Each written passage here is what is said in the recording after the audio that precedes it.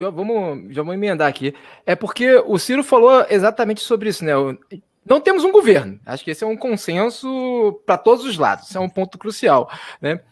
E me parece que assim, o que a gente chama de governo é basicamente um reality show genocida, né? É o Estado mínimo, né? O Estado mínimo, na sua definição mais clássica, é um entertainer genocida, né? Fica lá afinando para as pessoas, divertindo as pessoas, né?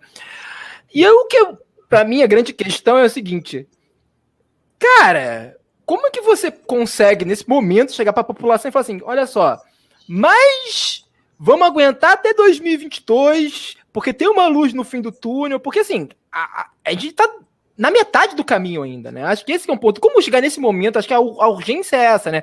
Eu vejo as pessoas acompanhando as lives da CPI, assim, as pessoas estão em busca de um alento, sabe? De um alento, nem que seja mínimo, uma mensagem mínima de despesa. Mas da onde que a gente tira isso nesse momento? A gente tá precisando de alguma coisa e vem o quê? Copa América, saca? Copa América. O alento é o quê? Copa América. Para falar que nem o senador falou hoje, lá o outro lá da base governista, para aumentar a imunidade da população pela alegria. Pelo amor de Deus. Francamente. Porra, essa foi foda. Essa foi foda. Aquilo também virou um teatro de horrores. Veja, a tragédia da democracia e a sua maravilha é que nós aqui escolhemos o nosso destino.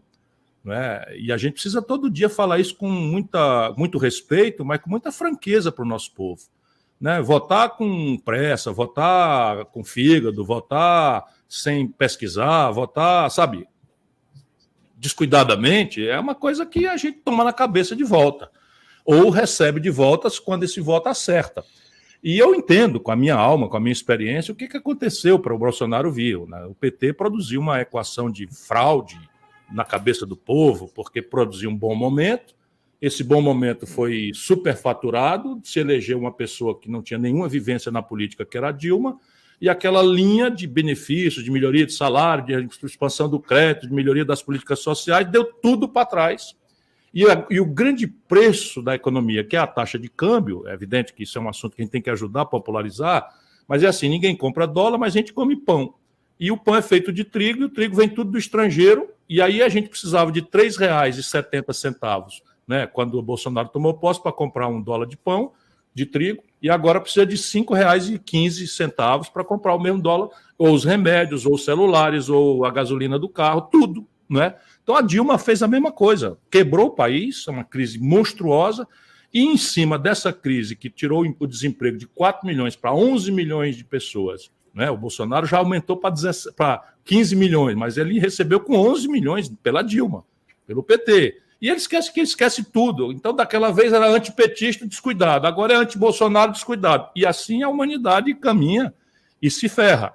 Eu tenho muita esperança de que a gente consiga. Entretanto, o Brasil tem alguns mecanismos na Constituição Federal que eu já assinei 3 deles, 3 pedidos de impeachment.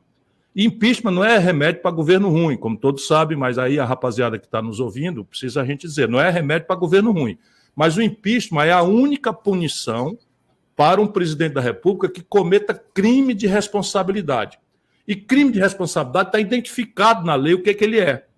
Então, por exemplo, a Dilma fez um governo trágico, mas não cometeu nenhum crime, e fizeram o impeachment dela. Por isso a gente chama de golpe, porque foi protocolarmente seguir os rituais, mas o crime, que é o fato que deu origem a tudo aquilo, não aconteceu. Agora o Bolsonaro comete repetidamente. O mais grave dele é a exposição da nação brasileira ao flagelo de saúde pública. Mas ele atenta contra o regular funcionamento dos poderes, é outra lembrança da lei de crime de responsabilidade, quando ele confraterniza com boçais que pede o fechamento do Congresso, o fechamento do Supremo, não é? E a censura à imprensa, a volta do AI-5, quer dizer, tortura, essas coisas todas, ele está cometendo crime de responsabilidade. Mas aí o Bolsonaro faz o quê? Se vendeu para o Centrão, e o crime de responsabilidade ele tem uma característica, que ele é meio jurídico e meio político. Então, ele comete a parte jurídica, ele cometeu esses crimes todos, mas não é o judiciário que julga crime de responsabilidade. Quem julga é o Congresso Nacional, na crença de que ali está a representação popular. Protocolarmente, é ali que está a representação popular, especialmente na Câmara. E tem uma maluquice na Constituição brasileira que diz o seguinte: quem despacha a folha, né, do impeachment para começar a andar é um ato unipessoal, sem prazo, sem justificativa, nem que sim, nem que não, do presidente da Câmara. Aí o Bolsonaro queimou 3 bilhões de reais do seu, do meu, do nosso rico e pobre dinheirinho, comprou a maioria e elegeu o presidente da Câmara. Morreu o impeachment. Como é que a gente pode quebrar isso? Mexendo com o povo, com a opinião pública. Se não, trincar os dentes e atravessar até as eleições. E votar com cuidado, votar com zelo. Arthur, eu tô vendo aqui no chat, tá rolando o Ed no chat. Segura os Eds um pouco, eu vou largar o Ed quando der, para a gente não, as pessoas não perderem o que a gente está falando aqui, tá certo? Vamos segurar aí, por favor. Ô Ciro, ontem eu entrevistei o Fernando Haddad no My News lá. E o Haddad, óbvio, né? A gente falou muito sobre Lula, a candidatura do Lula. O Lula aparece já nas pesquisas como líder nessas pesquisas há mais de um ano das eleições, o que era completamente outra coisa também nas últimas eleições. E eu conversando com a Mara Luque, com o pessoal lá do My News, durante algumas semanas a gente tem pescado alguns sinais que podem dar indício que o Bolsonaro nem vá para um segundo turno em 2022. Eu tenho essa impressão. Eu acho que o derretimento dele é colossal. Acho que ele vai se restringir cada vez mais a um núcleozinho duro dele lá. O Haddad tem outra percepção. O Haddad acha que para o brasileiro, um ano... Ele teve até uma frase boa. Você que é um bom frasista, ele ontem falou uma frase boa. Ele falou que para o brasileiro, um ano é uma era geológica. E é verdade também, né? Que se nesse ano, daqui até a eleição, as coisas melhorarem um pouquinho, ou houver um tapa-buraco daqui, um faz-me rir daqui, o Bolsonaro pode voltar a galopar com alguma facilidade em uns pontos de popularidade. O que você acha? Você está mais para os que acham que a gente corre... não vou nem falar risco, porque não é um risco.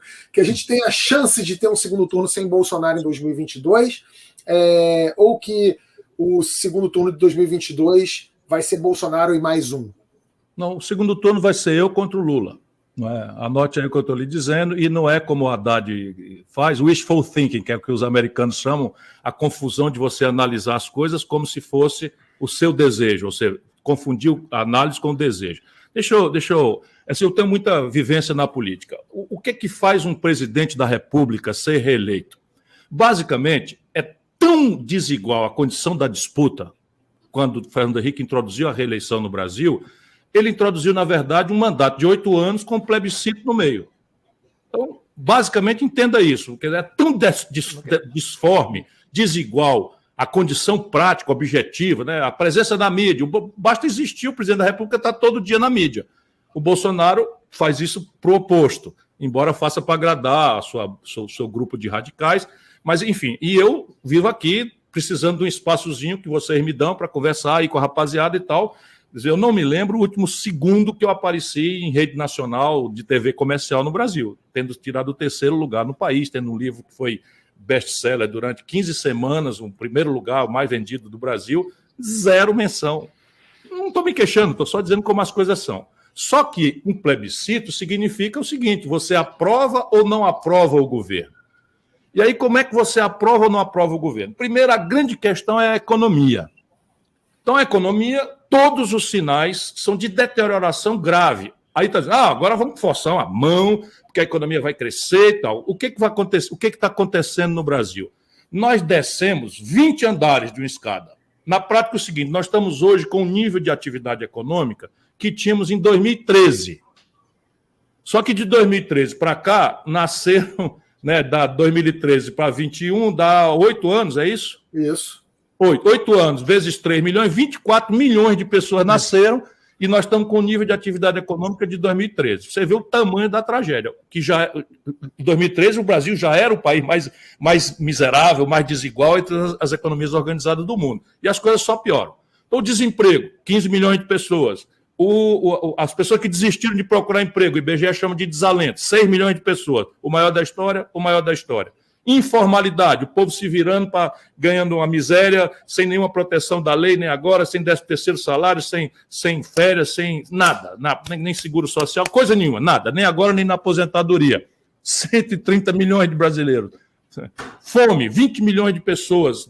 Precariedade na ração básica que a gente precisa comer, né, de proteínas, etc. 130 milhões de pessoas.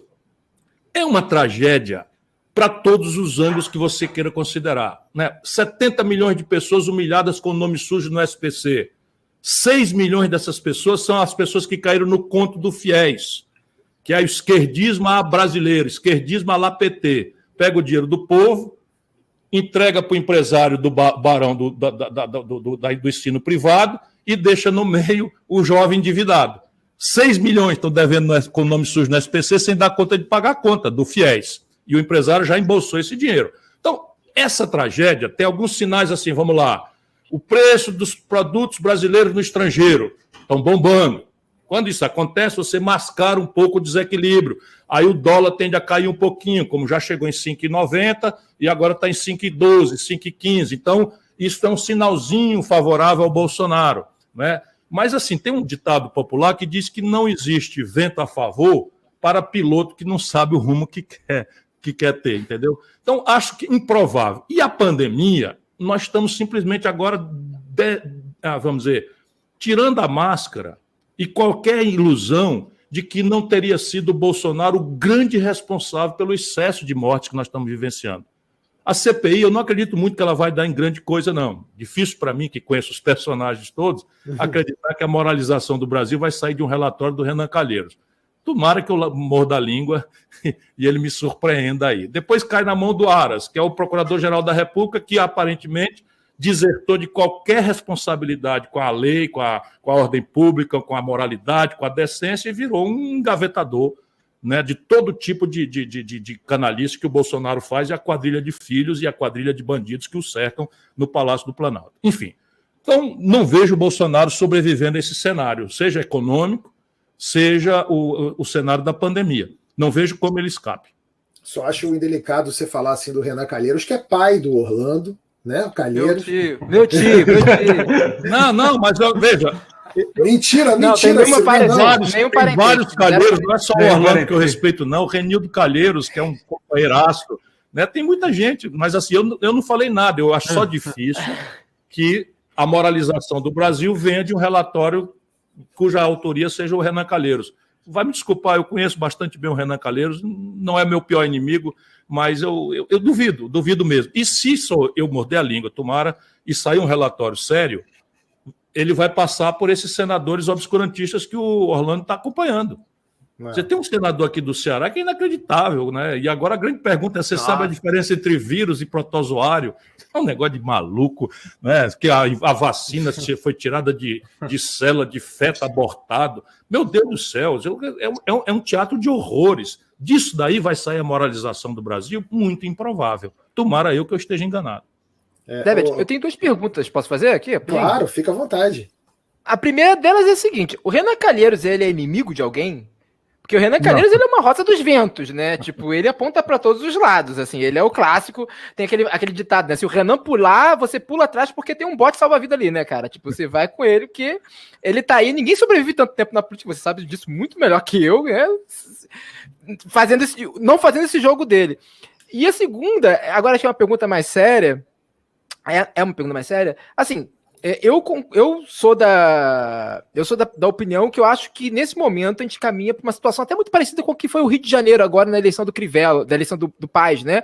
Você tem o candidato da oposição, da situação com uma rejeição impeditiva, né? Vai chegar eu acho que muito, assim, eu não consigo ver uma solução a curto e médio prazo para o Brasil. Inclusive, acho que é sempre bom falar sobre gestão de expectativas, sabe? Assim, a pessoa que for presidente em 2022 vai ter que falar para os eleitores, falar, olha, gente, a situação está complicada e, assim, vai demorar um tempo para resolver, né? Eu acho que esse é um ponto crucial. Então, assim, eu acho que... Botafogo, basicamente. Basicamente, eu com o Botafogo sei bem do que eu estou falando. É basicamente o Botafogo no meio de um campeonato brasileiro do ano passado, sabe? Porque tu fala assim, olha, vai dar ruim, vamos esperar a segunda, vamos esperar para vir aí para se recuperar, né? A minha grande questão, assim, eu acho que de fato corre-se o risco, dentro desse cenário, do Bolsonaro não ir para o segundo turno. Isso vai depender, né, de 2 fatores que eu acho. Um sei lá, quem seria o vice ou a vice do Lula, né? Porque aí, dependendo do nome, vai gerar uma pressão, né? Mas a outra, quem seriam os outros candidatos? Você é um deles, né? Para você ir para o segundo turno, na maneira como eu vejo, você vai ter que fazer uma tarefa que me parece, sendo muito sincero, beira o impossível, que é você vencer essa máquina de rejeição desse núcleo duro bolsonarista, que em 2018 te tinha como um dos alvos prioritários, até o momento que eles não achavam que o Haddad ia para o segundo turno. E assim, os seus posicionamentos atuais mostram um certo, olha só, gente, eu sou uma alternativa viável para vocês, mas qual é, assim, o seu plano para essas pessoas que falam assim, cara, a gente não quer mais a esquerda no poder, a gente não quer mais saber de esquerda no poder. Não é isso não. Você tem muita sabedoria no encaminhamento da pergunta. O problema do Brasil é tão grave, tão profundo, que a gente pode dizer claramente que é um fim de ciclo histórico. Então, nós estamos vivenciando um fim de ciclo histórico. A grande questão é se a eleição de 2022 vai parir o novo ou se ela vai ser, vamos dizer, o prego no caixão da velha ordem. O que eu quero dizer? Eu quero dizer o seguinte, o Brasil tem sido governado por um padrão de economia que é o chamado neoliberalismo, que não é um palavrão. O neoliberalismo é um marco de economia política implantado na Europa a partir do Reino Unido, por razões muito específicas deles, e que foi depois visto como espécie de fim da história, ou seja, todos os países do mundo tinham que imitar as instituições vitoriosas na Guerra Fria, que foram os países do Atlântico Norte, os americanos, os europeus, etc. Isso é uma grande baboseira, sempre foi uma grande baboseira, nunca houve sustentabilidade. Eu já tinha um livro denunciando isso em 95, né? Mas agora ninguém mais sério defende esta baboseira. A crise de 2008 enterrou este modelo. Né? E ele renova-se no Brasil e se renova com a retórica mais disparatada. Veja, qual era a forma com que o Fernando Henrique administrava a economia brasileira? Câmbio flutuante, superávit primário, meta de inflação. Qual era a forma que o Lula utilizou durante 8 anos? Câmbio flutuante, meta de inflação, superávit primário. Rigorosamente a mesma coisa. O Meirelles, que formulou a política econômica do governo Lula-PT, era o ministro da Fazenda do Temer, que eles chamam de golpista, e é hoje o secretário de Fazenda do Dória. Não é possível que as pessoas não vão perceber em algum momento que tem alguma coisa profundamente errada. Que é isso. O crime perfeito foi a organização reconhecida como de esquerda adotou a economia política da direita e propôs uma espécie de humanização do caminho.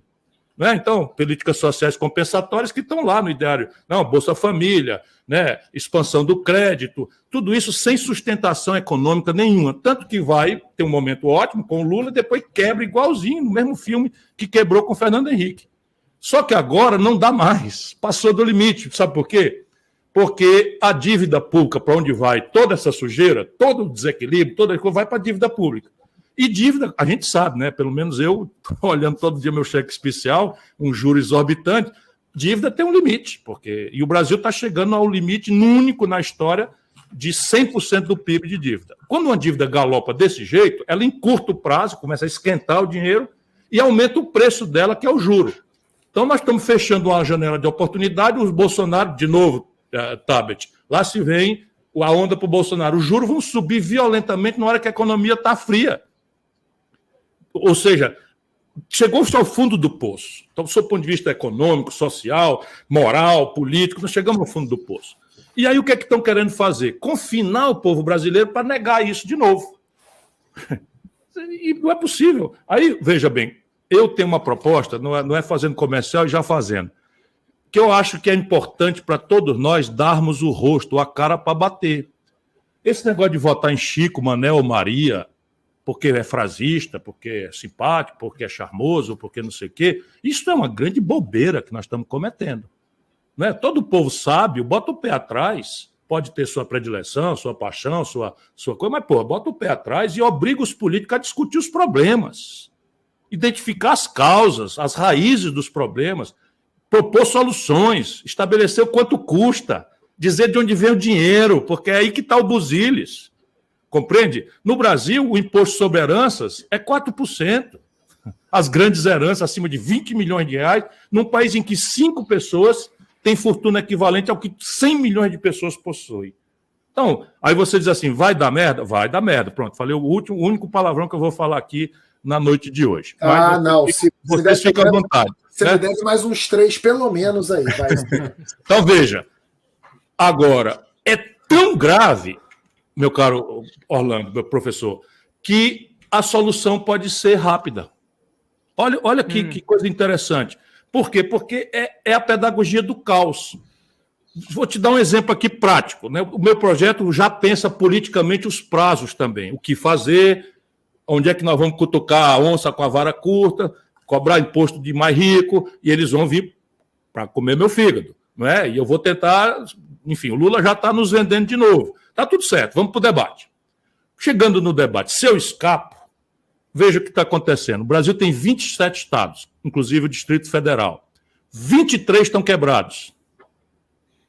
E aí, como é que você faz? Você propõe uma reestruturação da dívida dos estados em troca de um apoio sistemático a uma reforma que tem que ser proposta nos 6 primeiros meses. Que reforma é essa? É uma que conserte as contas para dizer de onde é que vai vir o dinheiro para você anunciar algumas metas objetivas. Eu tenho uma meta de longo prazo. O Brasil deveria se propor virar uma Espanha, sob o ponto de vista de indicadores sociais e econômicos, em 30 anos.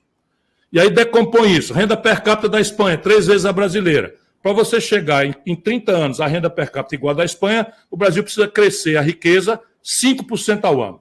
Portanto, temos que revogar toda essa parafernália que meteram na Constituição, teto de gastos, orçamento de guerra, Banco Central autônomo, independente, que na verdade equivale a entregar o Banco Central para os banqueiros, né? Desconcentrar o sistema financeiro brasileiro, que é a esquerda, digo ela, no Brasil, Antônio, a esquerda brasileira patrocinou os maiores lucros ao sistema financeiro da história do capitalismo global.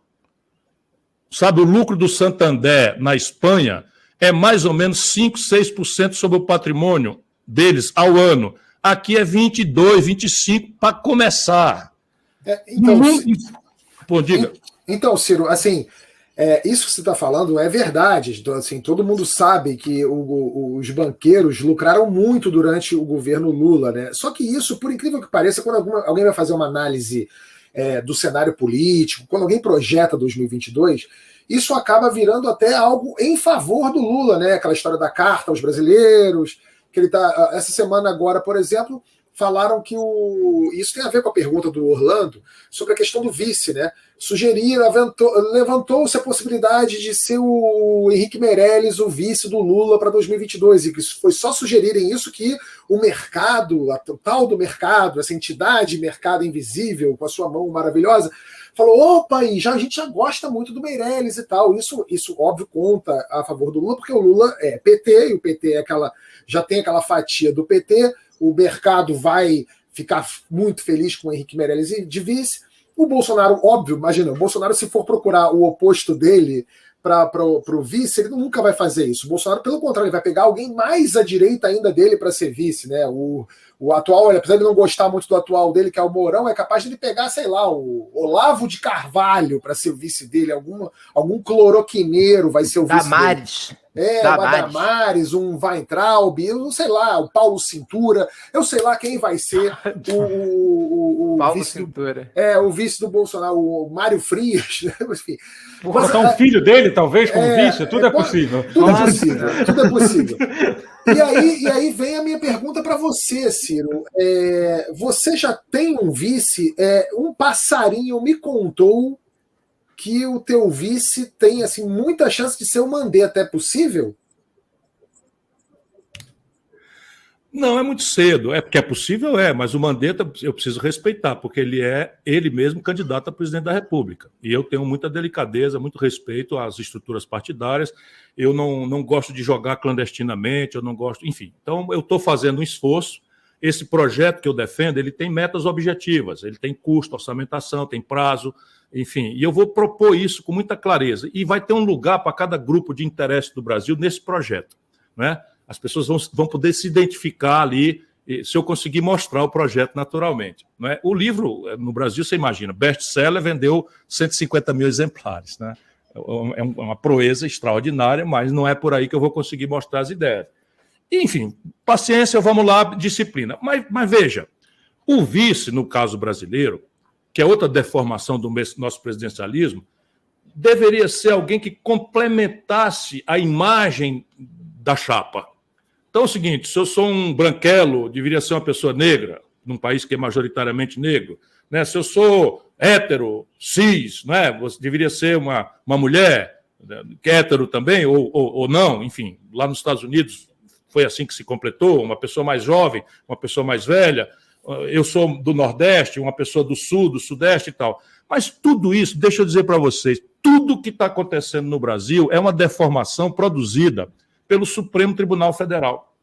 O Supremo Tribunal Federal, 5 anos depois, e 20 recursos, e mais ou menos com o mesmo assunto depois, descobriu que a vara de Curitiba não era o lugar de julgar o Lula.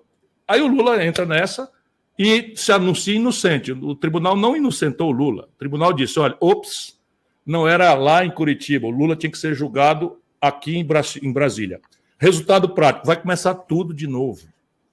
Mas como o tribunal devolveu os direitos políticos do Lula, e nisso eu acho que foi correto, não interessa que o pretexto tenha sido tão aberrante, 5 anos depois de tudo que aconteceu com o país, eu, enfim, respeito, mas não posso admirar uma decisão dessa natureza.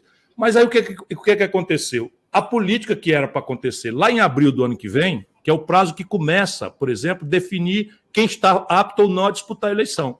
Só em abril do ano que vem nós vamos ter o grid de largada, não é? A Fórmula 1 tem ali os carros, o grid de largada só se define em abril. Por quê? Porque é o prazo que nós vamos saber se o Moro é candidato, se filiou ao partido ou não, porque a data de filiação é abril.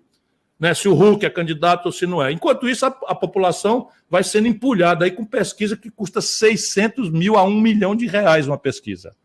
E a população devia se perguntar, quem é que paga esta fortuna? Percebe?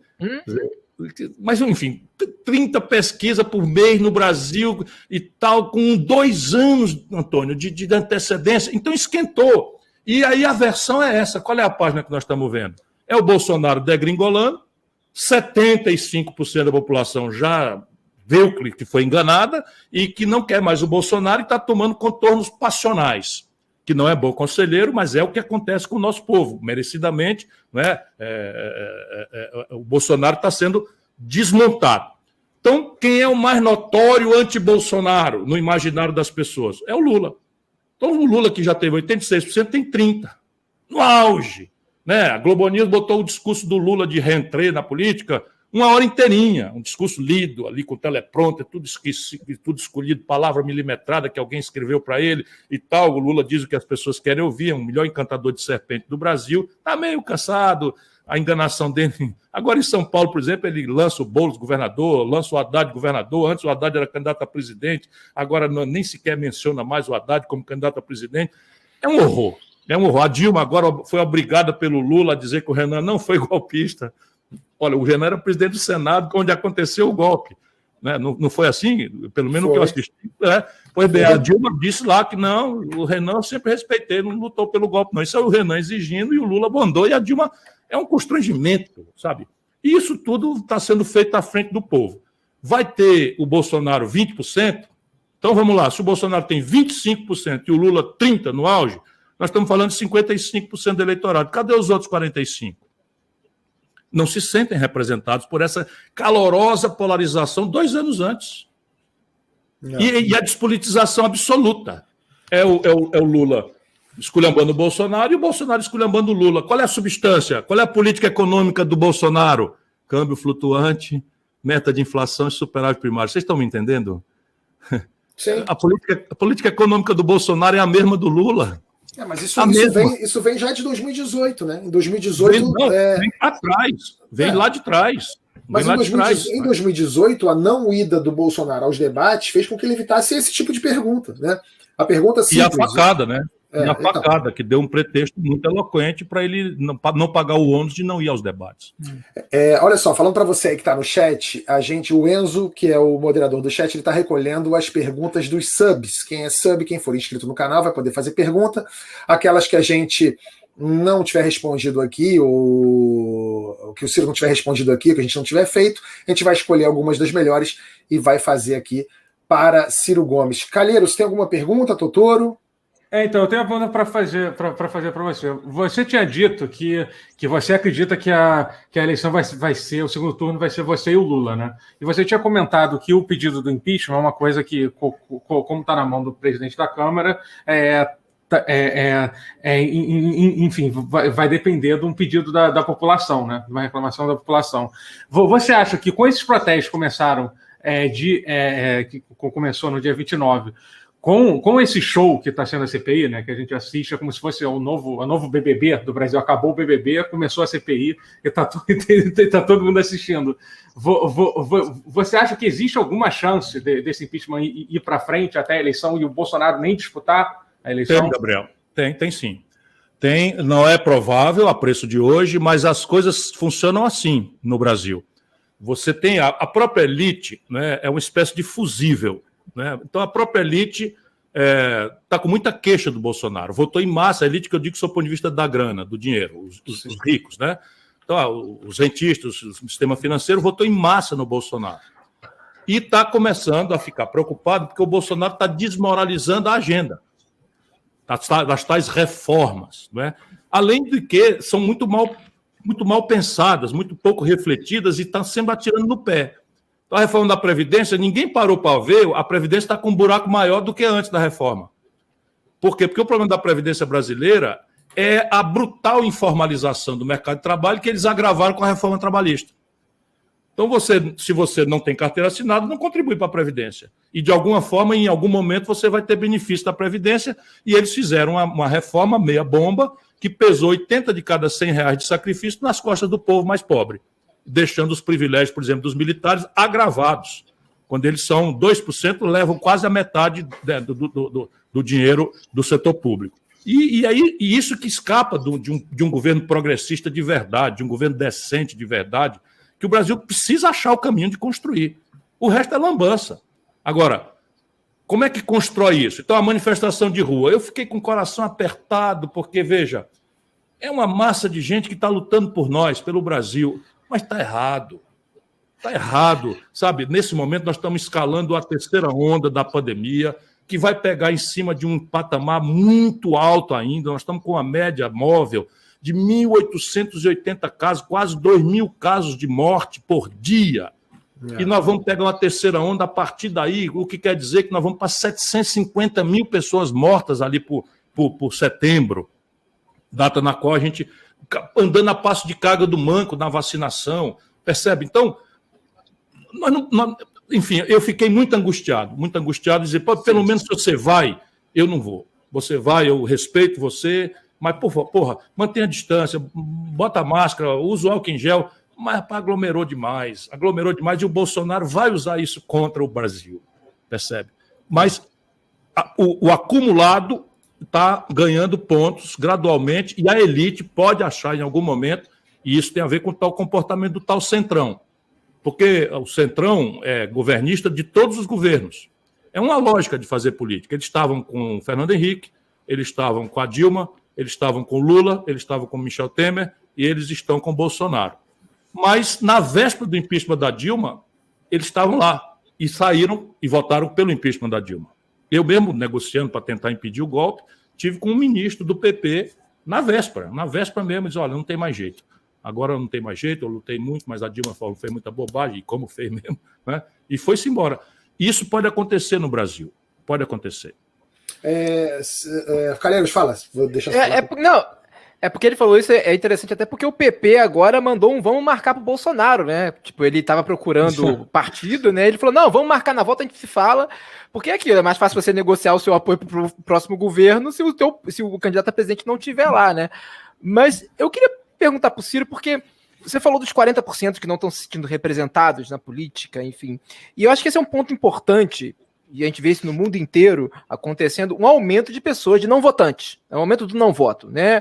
Enfim, e na sua campanha de 2018, teve um movimento que eu achei que foi um momento interessante em termos de comunicação política, que foi a história do vou tirar seu nome do SPC, né?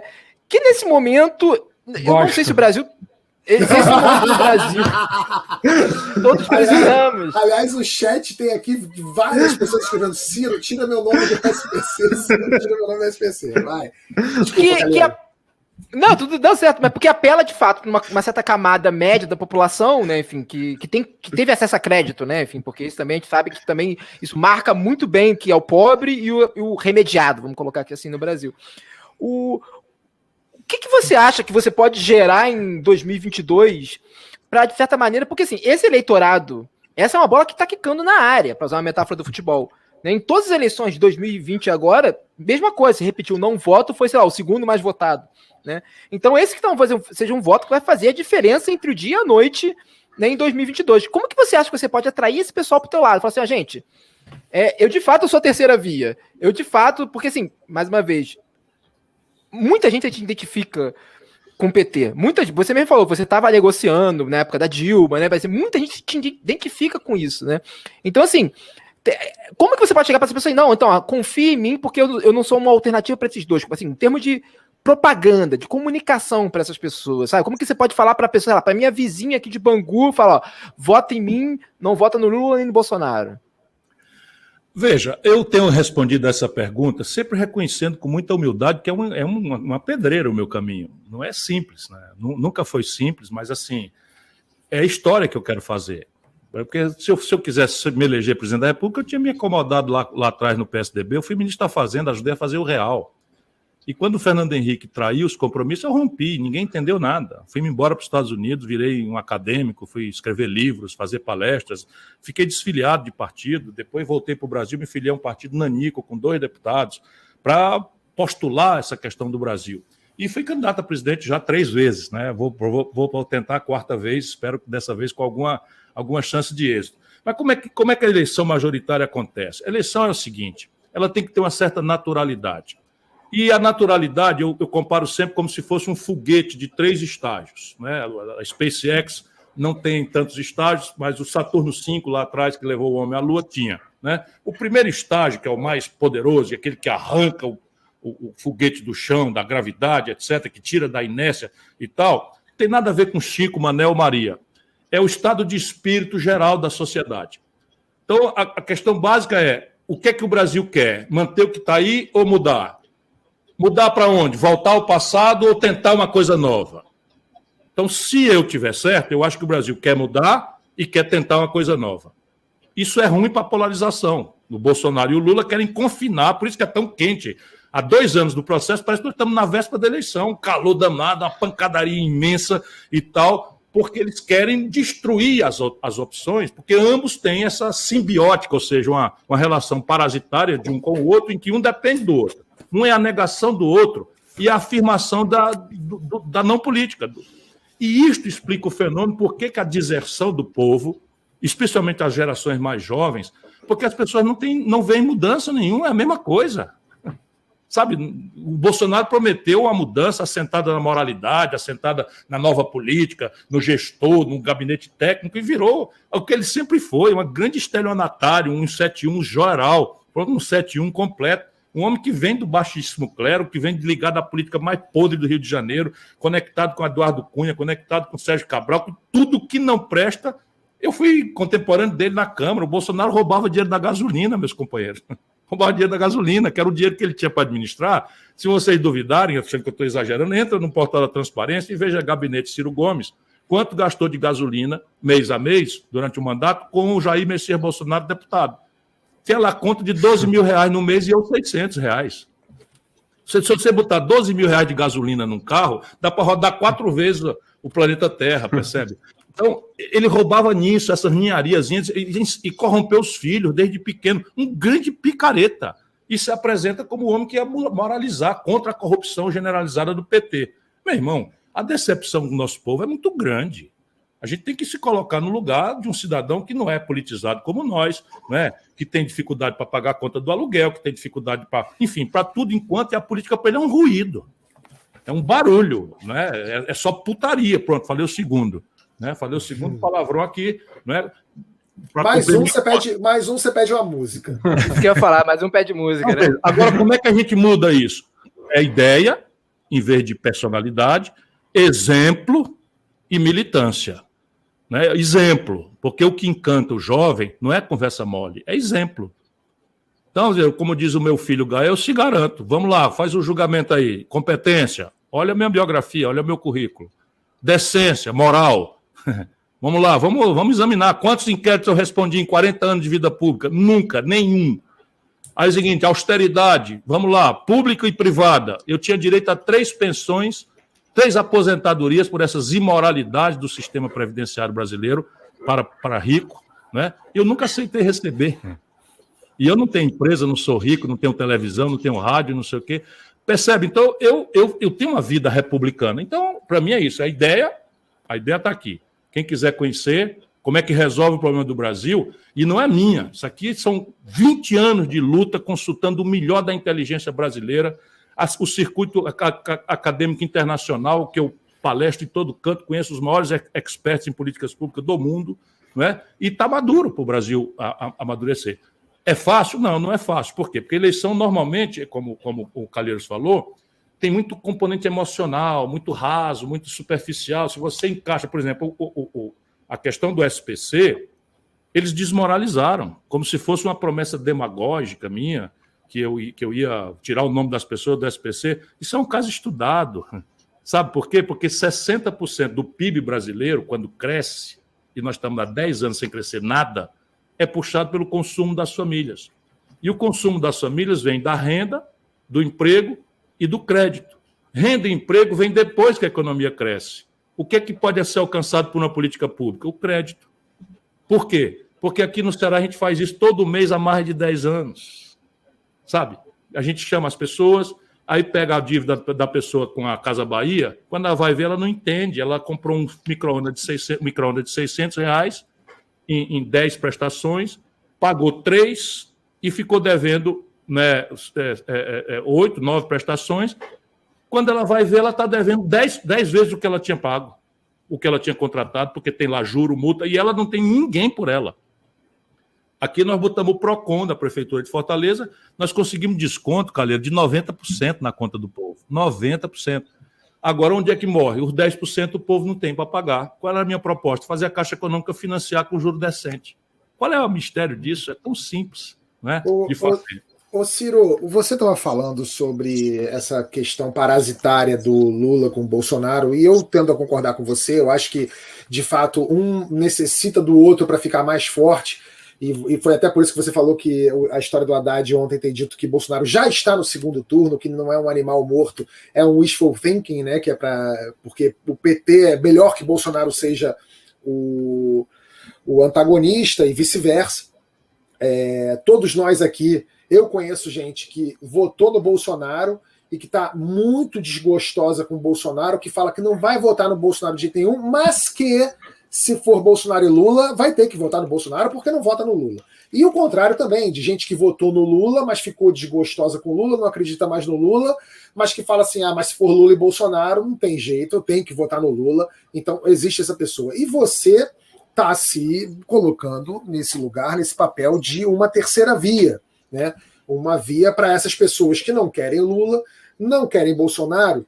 E a minha pergunta para você é a seguinte: como é que você, Ciro, e eu acredito que você tem as melhores intenções, eu acredito que você seja um cara apto para o cargo, como é que você vai se proteger desse caminho de ser a terceira via? Porque a gente estava falando aqui, você falou, por exemplo, do Mandetta, que o Mandetta poderia ser seu vice, poderia, que você respeita muito o Mandetta. O Mandetta é ex-ministro do Bolsonaro. O seu atual marqueteiro é o João Santana, que foi marqueteiro do Lula e ele foi réu confesso, condenado por corrupção. Como é que você vai conseguir... Não. Ele não foi? Por corrupção, não. Enfim... Por corrupção ele foi absolvido. Foi absolvido? Então, não, eu te interrompi, perdão. Eu respondo depois. Eu quero só saber como é que você vai se proteger dessas alianças que você vai ter de fazer para você ser visto como uma alternativa viável tanto para o campo da esquerda quanto para o campo da direita. Se eu me enganei a respeito do João Santana, me perdoe, eu faço correção aqui. Não, só para fazer justiça, o João Santana foi absolvido da acusação de corrupção, mesmo pela arbitrariedade do Sérgio Moro. Então, e ele é um publicitário, ele foi condenado e confessou e pagou caro, né, e se reconhece que cometeu um erro, porque recebeu, pelo serviço que de fato prestou, todo o Brasil é testemunha, que ele foi publicitário do Lula e da Dilma, mas recebeu, não é, com Caixa 2. E o Caixa 2 na política brasileira simplesmente era uma prática meio generalizada. Eu não justifico nem explico, apenas estou dizendo que ele não foi condenado por corrupção, conhece que fez um erro, reconhece e já pagou muito caro, né? Teve suas empresas destruídas e tal, e é um prestador de serviço. Diferente da ponderação correta que você faz, é o seguinte. Então, veja, O quadro no Brasil é um quadro de 32 partidos.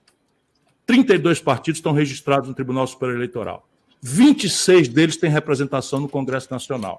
E nenhum deles usurpou estes mandatos de ninguém. Todos esses mandatos, 100%, foram dados pelo nosso povo. Então, nós podemos e devemos criticar essas coisas todas, não é? Agora mesmo, o TSE comete uma aberração de rasgar o mínimo de fidelidade partidária, que é amarrar o mandato aos partidos para obrigar, até porque é muito raro o deputado que se elege sozinho. Não é? Eu, quando fui eleito, eu tirei 667 mil votos, o deputado mais votado do Brasil, e elegi não só a mim mesmo, como a sobra do meu, elegi mais uns 3 ou 4 junto do meu partido. Mas, isto dito, o que é que eu tenho que fazer? Eu tenho que fazer tudo às claras. Só tem um jeito, é falar tudo com clareza e botar o povo na jogada em todos os momentos, que é como eu pretendo governar. Porque na hora que você governar só nos gabinetes de Brasília, você está lascado, como diria o Gil.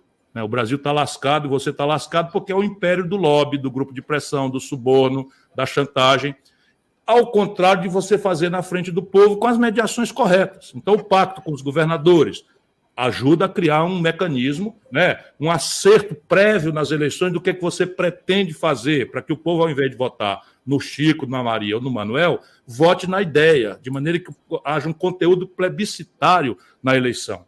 E eu estou falando com clareza. Veja, alguém sabe que eu vou cobrar imposto dos mais ricos.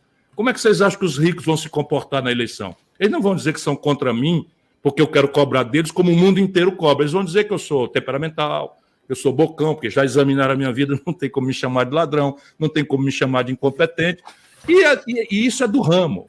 Eu sou muito treinado, não me assusto com essas coisas e tal.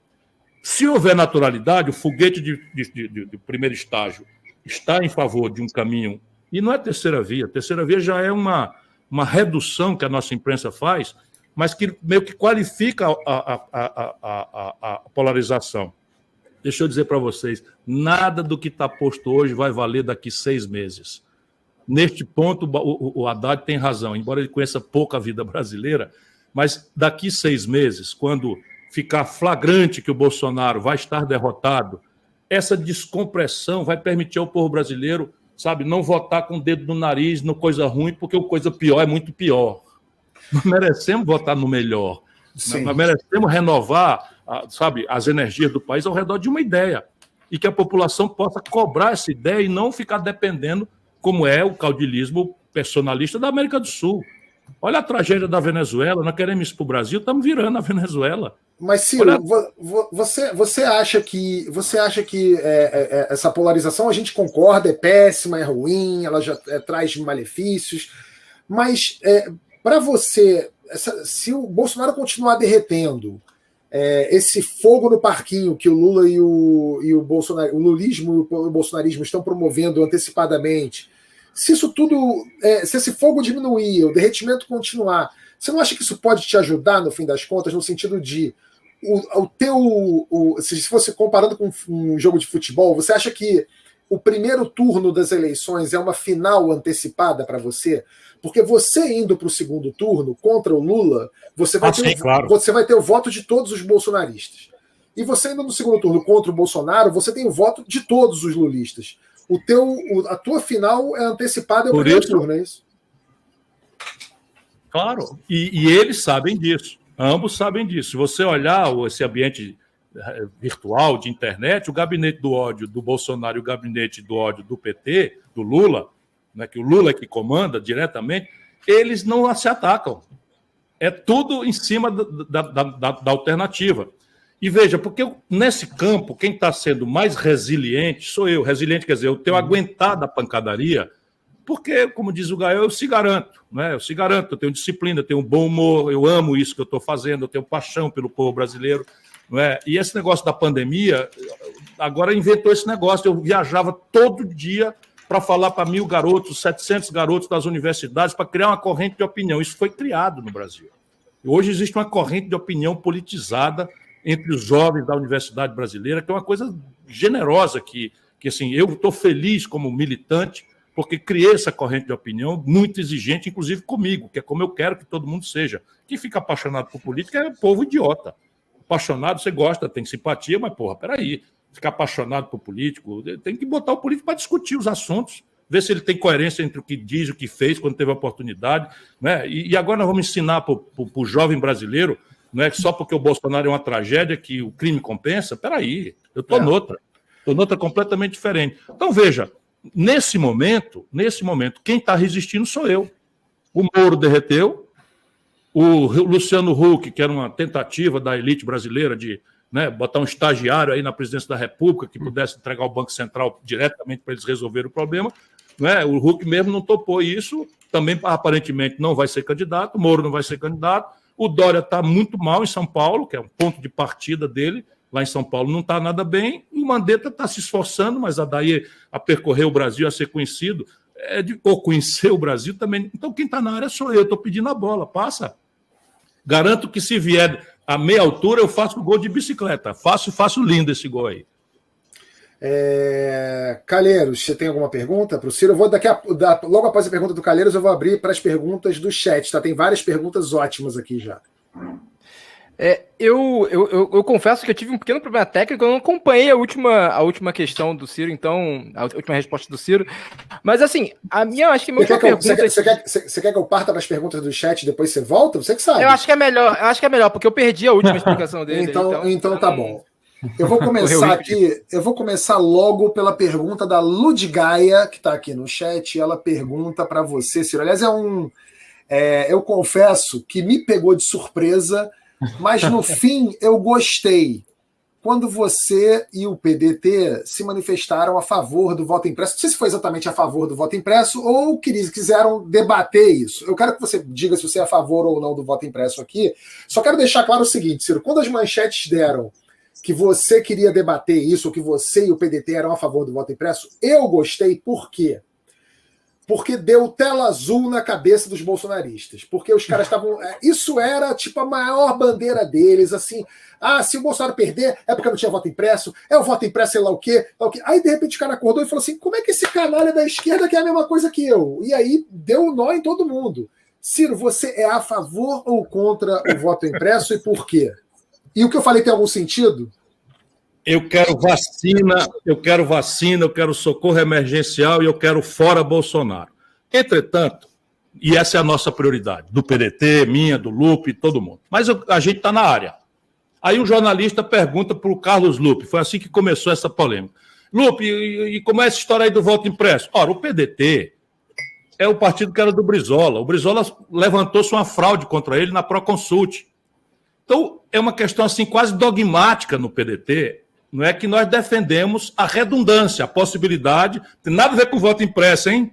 Preste bem atenção à canalice do gabinete do ódio do PT, que foi quem misturou as coisas. Nós não estamos defendendo nada disso. Você diz, mas faz sentido você voltar ao passado para fazer voto de papel? Isso não existe. O que existe é uma urna de quarta geração, eletrônica, tão boa e confiável quanto a nossa são. Eu confio nas urnas brasileiras. São criação da inteligência brasileira, funcionam, é muito improvável que se pratique fraude, porém, é que nem a mulher de César em Roma.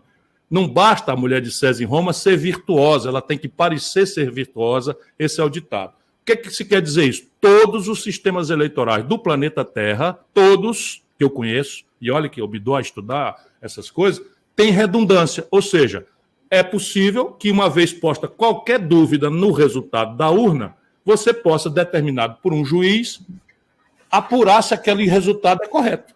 Se guarda coerência com a vontade do eleitorado. Só isso. Como é que funciona na prática? É assim, a urna eletrônica que a gente conhece, com uma urnazinha de plástico grudada nela, que ninguém pode botar o dedo nela, nem ver, né? Quando você apertar o 12, vota 12, aparece minha fotografia e aparece um papelzinho aqui.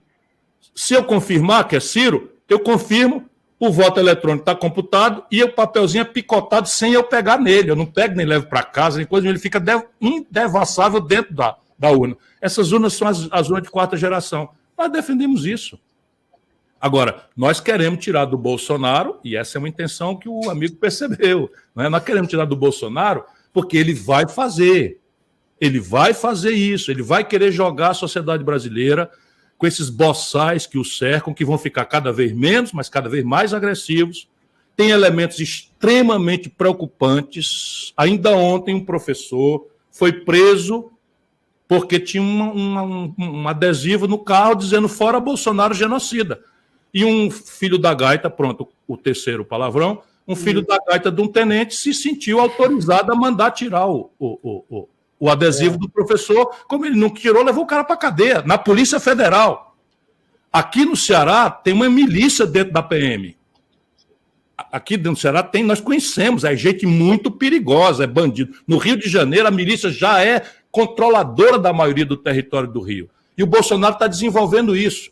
Então, repare, se a gente não subtrair do Bolsonaro esse tipo de argumentação, nós vamos deixar o Bolsonaro dar o expediente como o Trump fez nos Estados Unidos, para deslegitimar o processo brasileiro. O resto é mentirada do PT, que aprovou, votou nessa urna de quarta geração, e o Lula sancionou a lei, Antônio. Veja como são canalhas. Veja como são canalhas. O Lula sancionou a lei em 2015.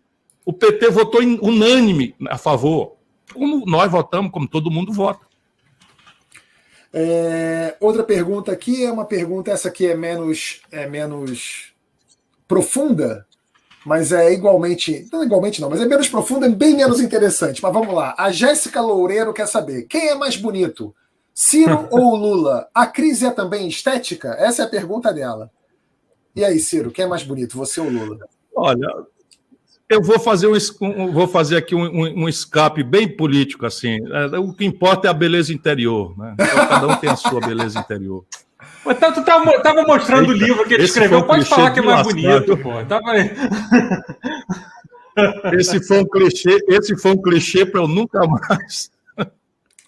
O Ciro, tem uma pergunta aqui do Alcatra CSGO, ele pergunta. Pois é, eu queria saber como é que o Ciro planeja lidar com o eventual ataque dos dois lados, como consequência das suas opiniões, suas posições a favor de Lula e contra Bolsonaro. Mas aí não faz sentido, né, dos dois lados, né? O Ciro tem posições contra Lula, contra Bolsonaro, assim como você reconhece também algumas virtudes do Lula, que eu já vi você falando disso, né? Mas como é... Evidente, mas o Lula teve uma passagem... Pode falar, Ciro. Não, perdão. Veja, o acaso vai me proteger enquanto eu andar distraído. Essa é a minha coisa. Eu defendo um projeto, eu defendo ideias, e a minha crítica vai quando ela colide, as ideias que eu defendo, quando ela colidem com ou as não ideias ou as ideias equivocadas de lado a lado. Então, eu estou dizendo para vocês aqui, a juventude que está nos acompanhando, veja se eu tenho razão ou não. O Fernando Henrique criou uma trempe de política econômica. Toda a economia, quer dizer, emprego, salário, renda, aposentadoria, dinheiro para investir em educação, dinheiro para investir em saúde, dinheiro para investir... Tudo tem a ver com a forma como você administra a economia. Pois bem, o Fernando Henrique inventou meta de inflação, superávit primário, câmbio flutuante. Se a gente quiser, vamos conversar sobre isso. Mas não precisa agora. Qual é a política econômica do Lula? Meta de inflação, câmbio flutuante, superávit primário. Qual é a política do Michel Temer, que ele disse que assumiu por causa de um golpe e quem botou o Michel Temer na linha de sucessão foi o Lula? Mas quer que todo mundo seja idiota e todo mundo esqueça que ele não foi nada e que houve um golpe, e o golpe agora não é mais porque o Renan Calheiros que presidiu o golpe não é mais golpe porque está com ele. Percebe? Vamos devagar. Mas qual era a política econômica do Michel Temer? Câmbio flutuante, superávit primário, meta de inflação. Qual era a política econômica do Bolsonaro, do Guedes? Política econômica do Bolsonaro, do Guedes, câmbio flutuante, meta de inflação, agravada agora, teto de gastos. Compreende? Sabe o que é o teto de gastos, rapaziada? O Brasil está congelado o investimento em gente por 20 anos, num país que nasce quase 3 milhões de bebês por ano. Percebe? Isso é o que é o teto de gastos. Não existe esta aberração em nenhuma constituição do planeta Terra. E sabe qual é a despesa que está fora do teto de gasto? Juro para banqueiro. Sabe quanto é que juro e rolagem de dívida leva do orçamento, que é a lei que prevê todas as receitas e as despesas? 52 de cada 100 reais. Uma palavra do Lula petezada contra isso, pelo amor de Deus, uma palavrinha só. Como agora, nós estamos entrando por racionamento provável de energia, uma crise monstruosa na energia brasileira, outra bomba nas costas do itinerário do plebiscito contra o Bolsonaro. Não está fazendo nada para resolver o problema. Daqui a pouco vai correr às pressas, começar a contratar de forma ilegal irregular, corrupta, termoelétricas enferrujadas para entregar energia caríssima para o povo brasileiro, que vai começar a pagar a conta já em junho, com 8%, 10% de aumento. Tudo isso está acontecendo na cara da freguesia e o Bolsonaro está querendo privatizar as pressas a Eletrobras, entregando para o estrangeiro o controle do regime de águas do país e o controle das tarifas de energia que está na conta de todo mundo na vida. Uma palavrinha, Lula. Não é possível, vai entrar, quer ser presidente do Brasil de novo e não vai dar uma palavra, porque se eu digo que se privatizar, entregando a Eletrobras para os estrangeiros, eu vou estatizar de novo. Se o Lula disser a mesma coisa, o primeiro lugar e o terceiro lugar na pesquisa, acabou a brincadeira, a gente salva o Brasil. Cadê o Lula? Bora lá, petezada. Não adianta ficar falando, fazendo zoada, mandando bala, esculhambação e tal. Vamos esculhambar o Bolsonaro, mas vamos dizer por que nós somos diferentes, não é não? Pronto, falei. O Ciro, tem uma pergunta aqui do Manual do Trânsito, e ele deve ser muito seu fã, porque ele fala assim: Ciro, acho que já assisti 200 horas de entrevistas ou bate-papos com você, mas nunca referente à mobilidade. Qual é a sua visão geral sobre essa área? Mobilidade. Mobilidade é como a negada está chamando hoje, trânsito, né? Enfim. No Brasil, você tem uma grande questão que é um erro estratégico, que é o seguinte: nós temos uma economia muito no interior e a concentração da população, majoritariamente, lindeira ao litoral. Uma lógica para nós seria ferrovia, que é o meio mais barato, do campo para o litoral, e cabotagem no litoral. E nós fizemos uma opção por caminhão, por estradas. E não estamos sequer tendo dinheiro para dar manutenção nas estradas. A privatização mal feita que o Brasil tem feito entrega o filé para os ricos e deixa o toicinho, a carne de pescoço e de testa para o setor público, que não tem mais como fazer subsídio cruzado. A mesma maluquice com os aeroportos, os bons aeroportos foram entregues para a iniciativa rica e os aeroportos deficitários ficaram na conta do povo brasileiro, rivalizando na conta da creche, o dinheiro da creche, o dinheiro da escola, o dinheiro da segurança. E é assim. Então, quando até os militares faziam subsídio cruzado, cobrava mais do aeroporto de São Paulo, que tem muita rentabilidade, para pagar o aeroporto de Macapá, que não tem rentabilidade, enfim, e um fazia o subsídio cruzado, e o Brasil não tem mais projeto de nada, e volta a dizer, não foi o Bolsonaro. O Bolsonaro está agravando tudo isso. Isso foram 35 anos de conversa mole, de esquerda ou pseudo-esquerda, de conversa da goela para fora, e agora chega. O Brasil chegou ao fundo do poço. Então, o que é que nós temos que fazer? Um projeto nacional de desenvolvimento e estabelecer o mecanismo de logística do país.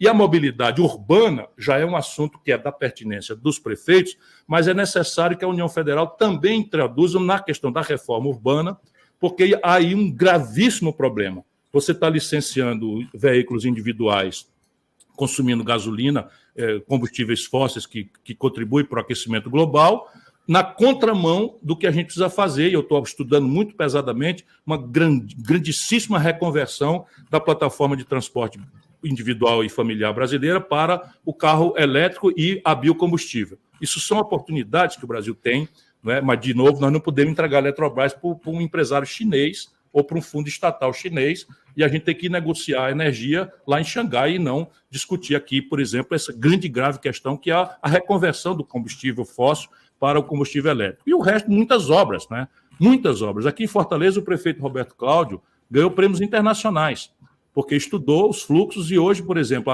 os BRTs, as vias preferenciais para transporte coletivo já tem uma velocidade média superior em quase 50% à velocidade dos carros individuais. Esse é o modelo que eu pretendo estimular no Brasil.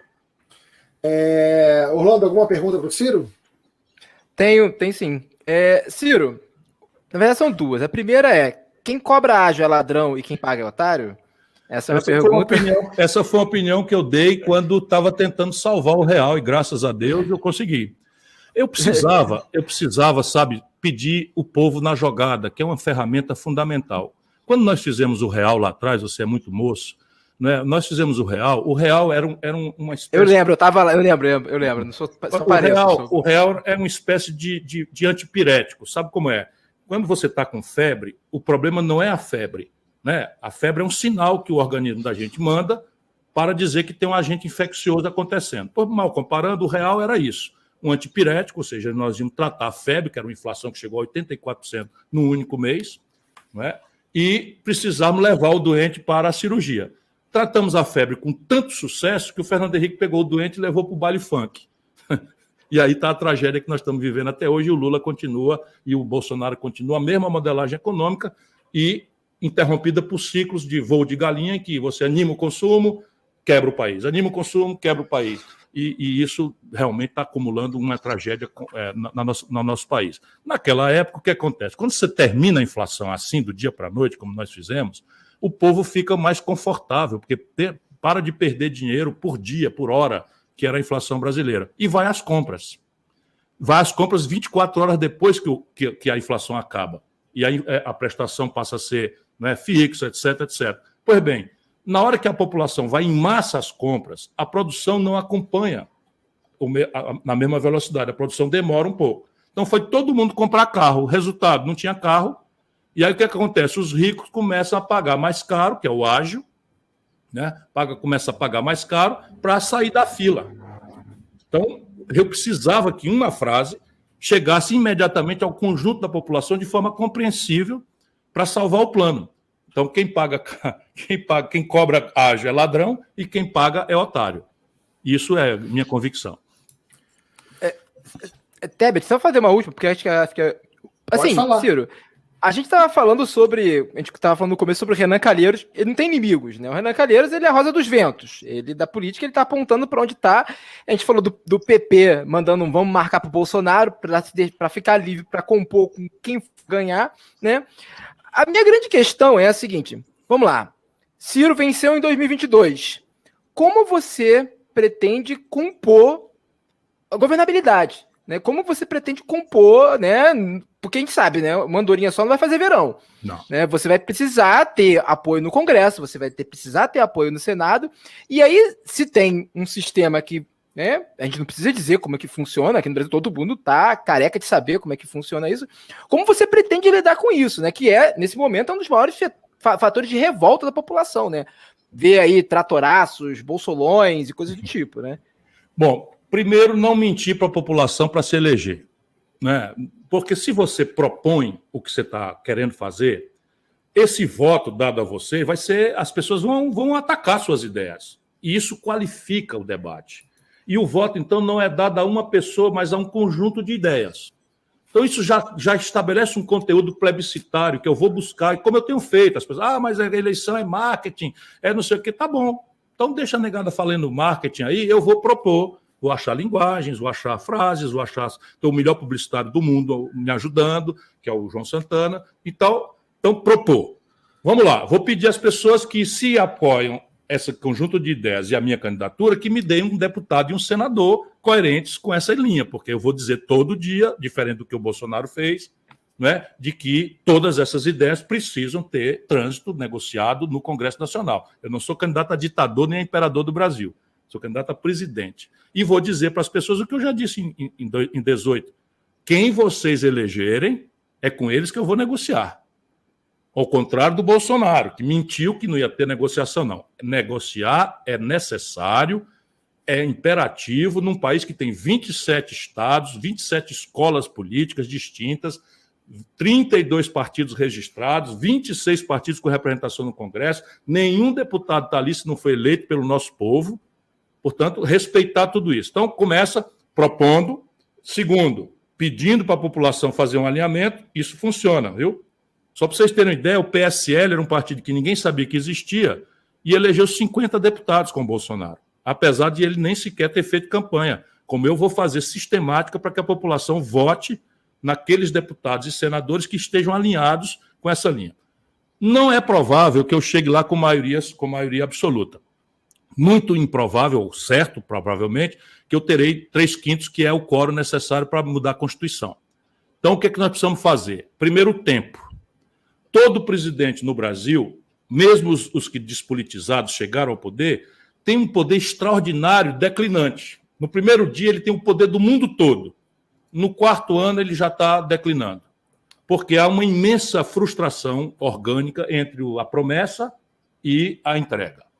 Então, se eu moderar a promessa, essa velocidade de queda é menor. Mas o tempo aqui é crítico. Então, o tempo da reforma, que vai me pedir uma dinâmica que está pensada, está aqui tudo no livro, escrito, e eu sou muito vivido, eu fui deputado 2 vezes, eu fui deputado federal, eu fui ministro, enfim, conheço como é que funciona o Congresso, conheço os atores todos da vida pública brasileira, boa parte deles somos amigos, apesar de divergências, enfim. E isso aqui que eu estou propondo funciona. Então, em 6 meses é o tempo da reforma. O tempo da reforma são 6 primeiros meses. Agora, como é que eu vou mediar o conflito? Eu vou dizer o seguinte, estou pensando até se não vale a pena já assumir o fim da reeleição, para mim mesmo. Por quê? Porque no Brasil ninguém confessa, mas todo presidente se elege da reeleição, que foi um erro grave que aconteceu com o Fernando Henrique também, a oposição se coloca para destruir o cara. Porque se o cara acerta, tem um mandato de 8 anos. Tá certo? E isso todo mundo faz. E é uma coisa muito ruim para o país, porque existem determinadas coisas que não são de governo, e aí que está a sabedoria. Separar 3 assuntos que não são de governo contra a oposição. São uma reconstitucionalização do país. O sistema tributário, ou o sistema fiscal como um todo, o sistema político e o sistema previdenciário. Basicamente, essas três reformas, o presidente tem que fazer uma grande mediação sem ser situação contra a oposição. E aí o grande fator é mediar com os partidos, mediar com a liderança do Congresso, mas trazer um novo pacto federativo com os governadores que estarão eleitos também, na mesma onda popular, mas estarão recebendo 23 estados quebrados. Sabe qual é o estado mais equilibrado do Brasil, que tem a maior taxa de investimento por cabeça do país? O Ceará. Né? Onde a minha tropa aqui, a minha turma, minha nossa coligação de 11 partidos governa já há algum tempo. Funciona. Eu vou ler aqui é um apelo, na verdade, e tem uma pergunta. A pergunta é do Leonardo Souza BR, ele fala assim: como você, candidato Ciro, se considera de esquerda e critica o PT, mas foi ministro do Lula e nenhum dos principais movimentos de esquerda, como o MST e o MTST, tem o apoio do PDT, seu atual partido? Com essas informações, o PT já fez muito mais que o senhor e o PDT. É a pergunta dele, a observação dele. E logo depois, para dar uma atenuada, tem uma pergunta aqui do FPS Duck, que ele escreve assim: doei dinheiro para a live e esqueci de pagar a conta de água. Ciro, me tira do SPC. Deixa eu dizer aqui, eu fui candidato a presidente do Brasil em 98, contra o Lula e contra o Fernando Henrique. Não é? Eu fui candidato a presidente do Brasil em 2002, contra o Serra e contra o Lula. E eu fui candidato a presidente do Brasil em 2018, contra o Lula, que mentiu para o povo que era candidato, fraudou as eleições, produziu o Bolsonaro. Percebe? Então eu não sou do PT, não sou do Lula. Apenas eu sou um democrata e uma pessoa que cultiva a humildade. Quando aconteceu no segundo turno, eu não estando lá, eu achava que eu achava que a melhor proposta era a minha, senão eu não era candidato. Mas não foi assim que a maioria do povo entendeu. E eu amo o povo brasileiro. Então, eu votei naquele que eu considerava mais vizinho, embora fosse diferente, mais aproximado das minhas ideias. Votei no Lula. No dia seguinte, ele me fez um apelo patético para eu ser ministro. Eu recusei, mas pediu muito para ser. Eu, tá bom, vou na condição de... E dei a ele algumas condições. Uma delas é tirar do papel uma ideia de Dom Pedro II, que era o projeto de transposição de São Francisco. E fiz um bom trabalho, o Lula fez um bom trabalho, eu não tenho nenhuma queixa desta fase. Né? Naquela fase, por exemplo, é só pegar aí no Google, né? O Lula tem opiniões sobre mim muito claras. É só dizer no passado o que ele acha de mim, não vou eu devassar isso porque eu tenho ética, me comporto. Né? Enfim. Mas daí para diante eu não aceitei mais ser ministro. Foram muitos convites, muitos apelos no segundo mandato, eu não aceitei mais ser ministro. Fiquei lá até o fim, no primeiro mandato, depois não quis mais. Por quê? Porque o Lula mudou completamente, o Lula se corrompeu. O Lula passou a amar o poder acima de qualquer coisa, qualquer circunstância. E tudo que eu estou dizendo agora, eu disse na data. Vá no Google, você que está zangadinho, vá no Google e me faça essa homenagem. Vá no Google e veja lá se eu não denunciei publicamente que o Lula estava cometendo um erro histórico de botar o Michel Temer, um corrupto notório, na linha de sucessão do Brasil. Quando eu fiz essa declaração, está nos jornais. A Dilma disse que eu estava fazendo isso porque eu estava magoado. Ela confiava muito no Michel Temer. Enfim, aí passa o tempo. Depois eu fui lá no Lula. O Lula, não é possível você entregar furnas para o Eduardo Cunha. o Eduardo Cunha vai roubar e vai comprar a maioria dos deputados, vai virar presidente da Câmara. Isso está tudo nos jornais. Está tudo nos jornais, meu irmão. Eu não tenho essa queixa. Agora, o MST, pergunta ao MST o que eles pensam sobre mim. Pergunta ao MTST e o meu camarada e amigo Guilherme Boulos o que ele pensa sobre mim. Ele não pensa igual a petezada desonesta e picareta, não. Pensa outra coisa completamente diferente. Aliás, almoçamos recentemente juntos na casa do Juliano, presidente do PSOL, que o Lula está querendo quebrar o PSOL. Se você quiser entender a estratégia do Lula, ele não deixa nascer nada perto dele. Nada. No PT, um partido importante como é o PT, não tem um segundo. Ele faz com a Haddad a humilhação que faz, não é? A humilhação que faz, e porque não nasce um segundo perto do Lula. O PCdoB ele acabou de liquidar. Agora está partindo para liquidar o PSOL. Vai ver o que ele está fazendo com o pessoal do Rio de Janeiro, vai ver o que ele está fazendo com o pessoal de São Paulo. Esse é o plano do Lula, destruir tudo para que fique só ele, e agora baseado na negação do Bolsonaro e sem mudar nada, e completamente corrompido. Completamente. A corrupção no Brasil virou mecanismo central de poder do modelo de poder do PT. O Palocci é algum aliado que o Lula trouxe? O Palocci é o braço direito do projeto. Antônio, o Palocci assinou um cheque de 100 milhões de reais devolvendo numa delação premiada. Ainda ficou com 40 milhões no bolso. Nós vamos achar que 70% do eleitorado brasileiro que votou no Bolsonaro é tudo fascista e gado. Se o PT quiser assumir isso, assuma. Eu não, eu estou noutra. Só fazer umas observações aqui, só corrigindo a informação que eu tinha dado sobre o João Santana, de fato, ele não foi condenado por corrupção, ele foi condenado por lavagem de direito, mas ele foi absolvido por corrupção, né? Só para deixar bem claro, eu tinha me equivocado, mas... Não é culpa sua, não é culpa sua, é porque a nossa mídia fala isso mesmo. Eu tinha pesquisado, mas eu acabei apurando melhor aqui. Eu posso fazer uma pergunta aqui que os Claro. jovens todos estão pedindo aqui? Que eu sei que todo mundo está pedindo aqui para você. Vou falar a palavra do povo aqui. Legalização da maconha, Ciro. Está todo mundo aqui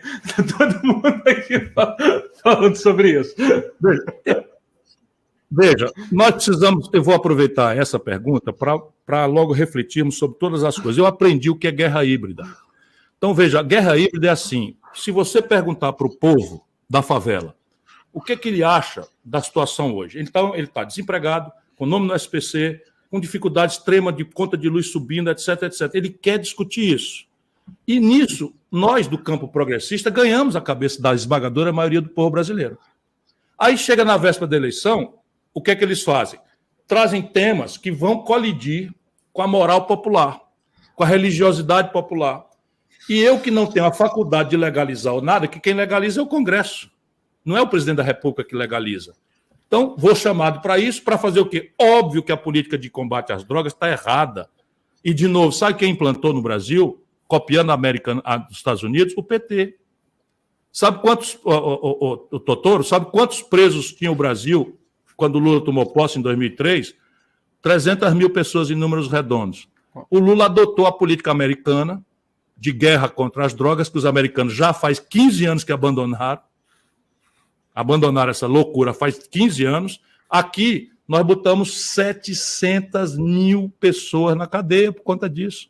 Quem são essas pessoas? Tudo jovem, pobre, negro, pardo, da periferia do Brasil, das cidades, para jogar dentro de um presídio que virou Universidade do Crime, onde eles são obrigados a se filiar a uma facção, aí sim, perigosamente poderosa, e que está comandando o território nacional brasileiro em várias capitais, Fortaleza, Rio de Janeiro e muitas outras, porque nós adotamos essa política americana. E fica essa turma do identitarismo trazendo esses assuntos. Então, comigo é o seguinte, todo assunto pode e deve ser discutido, mas não eu vou cair mais nessa, porque eu estou comprometido em mudar o Brasil. Mudar o Brasil significa unir o nosso povo, todas as crenças, todas as religiosidades, todas as compreensões morais, embora a minha cabeça seja de resolver essa parada muito mais, como eu fiz quando governador.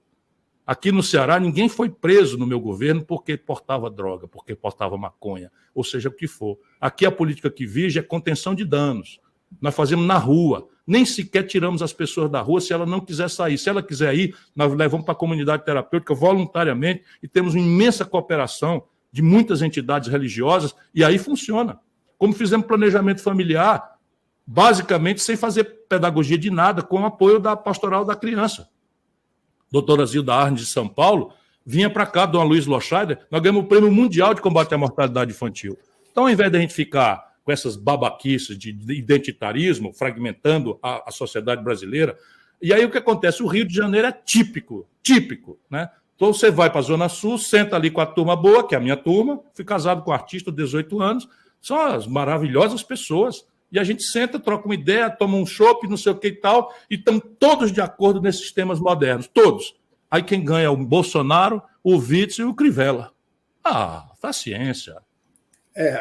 Eu entendo o que você está falando, Ciro, até porque esses assuntos não são nem decididos pela caneta do presidente, né? Isso tem que passar pelo Congresso, mas eu entendo você, mas você não respondeu, né, Ciro? Mas eu disse que não ia mais entrar nisso. É claro. Não vou mais entrar, por quê? Porque eu quero homenagear a moral popular. Eu entendo. Quero homenagear as igrejas, quero homenagear a religiosidade do nosso povo. Então, agora, o brasileiro conte comigo para o que eu já fiz. Eu estou dizendo que eu fui governador do Ceará, eu comandei a polícia civil, militar, e aqui ninguém foi preso por causa disso. Acabou. Você deixou claro o seguinte, olha, eu vou discutir isso, se eu tiver que discutir isso, eu vou discutir isso lá na frente, não vou cair nessa arapuca agora, mas lá quando eu era governador, o cara podia fumar o baseado dele em paz, que não ia para cadeia por causa disso. Foi o que você me respondeu aqui. Isso também, essa pergunta também, assunto como, por exemplo, aborto e maconha, são esses assuntos que vêm para a mesma coisa. Agora, tem um assunto que eu queria levantar para você, que eu queria saber se você coloca esse assunto também na mesma. Antônio, deixa eu só te dar um dado, só para você ver como a guerra híbrida funciona. Só para você ter uma ideia. Eu sou professor de direito. O aborto é um dos 4 crimes que vão a júri popular. É infanticídio, induzimento, instigação, auxílio ao suicídio, homicídio, que todo mundo sabe, e aborto. Eu não tenho notícia do último júri que foi convocado no Brasil para condenar uma mulher por causa de aborto. Nenhuma notícia disso aqui. Só para você ter uma ideia. Não. Agora, tem um outro assunto que eu julgo muito importante, mas eu quero saber se você coloca ele nesse mesmo bojo da maconha, do aborto, como assim, isso é tema para jogar candidato contra a tradição da família brasileira, a popularidade, sabe? É a tributação das igrejas. O que você acha desse tema, Ciro? Porque a igreja no Brasil, ela deixou há muito tempo, né, de ser apenas um lugar onde a pessoa ia exercitar a fé dela, rezar, enaltecer o espírito, etc. Viraram mega corporações as igrejas, né? E a gente já viu e tem testemunhado cenas lamentáveis, desde deputado que era pastor e pedia a senha do cartão do fiel, até essa coisa de a gente ver os conglomerados de comunicação vivendo realidades paralelas e doutrinando o povo, omitindo notícias ou até espalhando fake news. O que você tem a me dizer sobre esse tema, Ciro?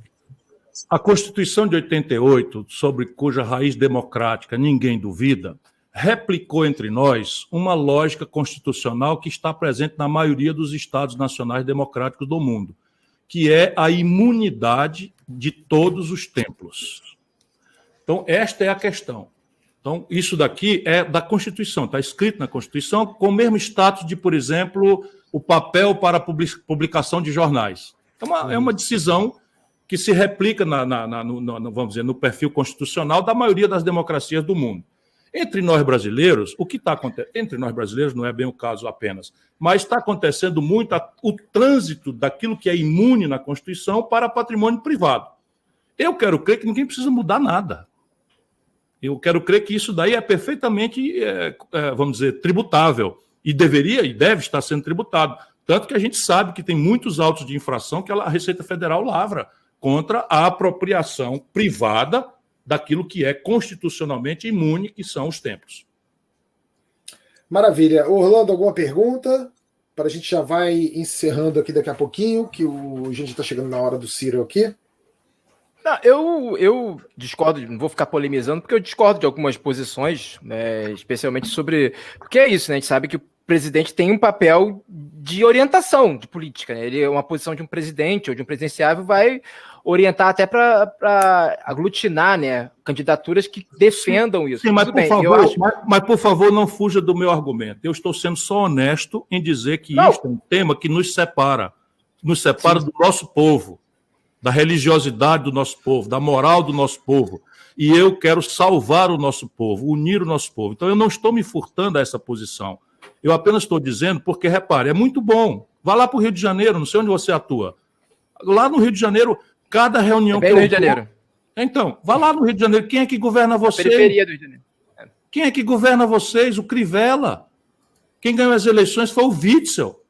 Quem ganhou as eleições foi o Bolsonaro. Nós vamos continuar cometendo esse erro estúpido de segregar o nosso povo, de trocar na cabeça do nosso povo o que é essencial, que é emprego, salário, saúde que funcione, educação que emancipe o filho do trabalhador, por um temário que é basicamente polêmico no mundo inteiro. Me diga onde é a política que funciona.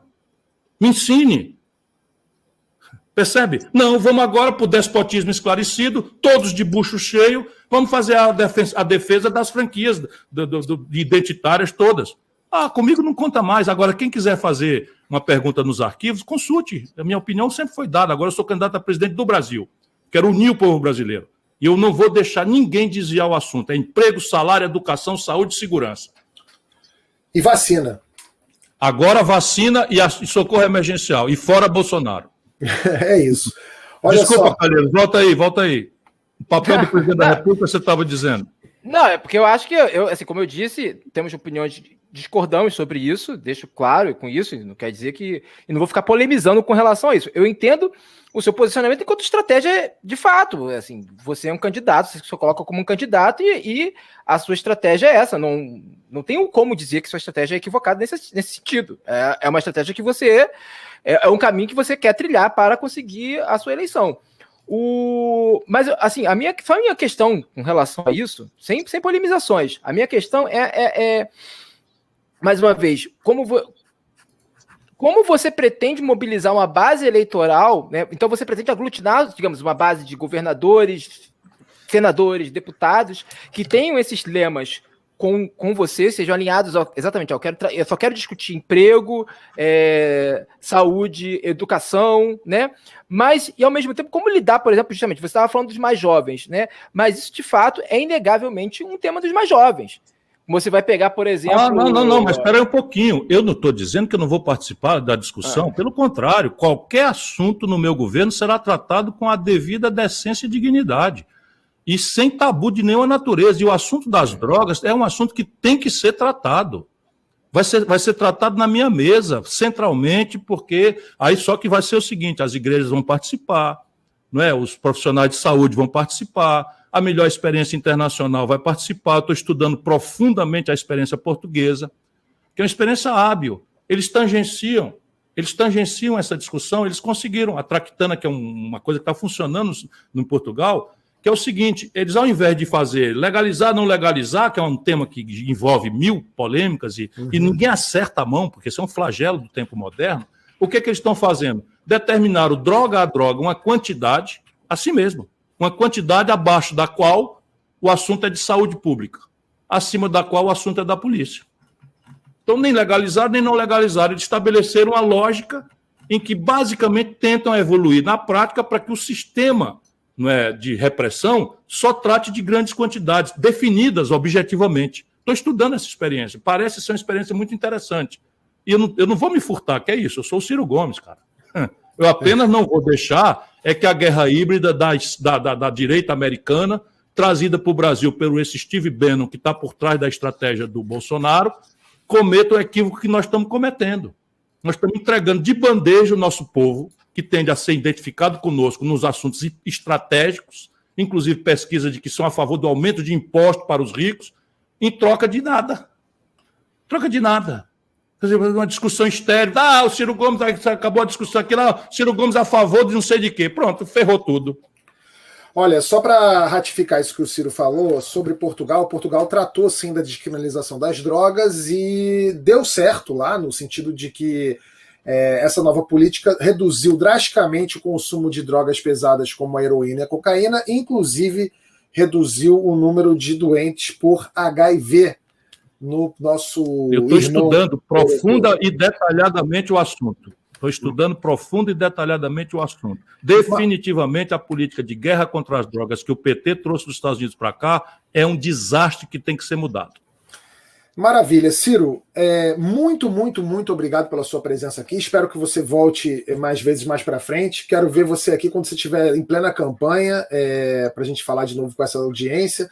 Tivemos uma audiência excelente aqui hoje. Quero agradecer a todos aqui do chat. Amanhã a gente volta com o Liminha e o Jairo Bauer. Quero agradecer também ao Orlando. Orlando, muito obrigado.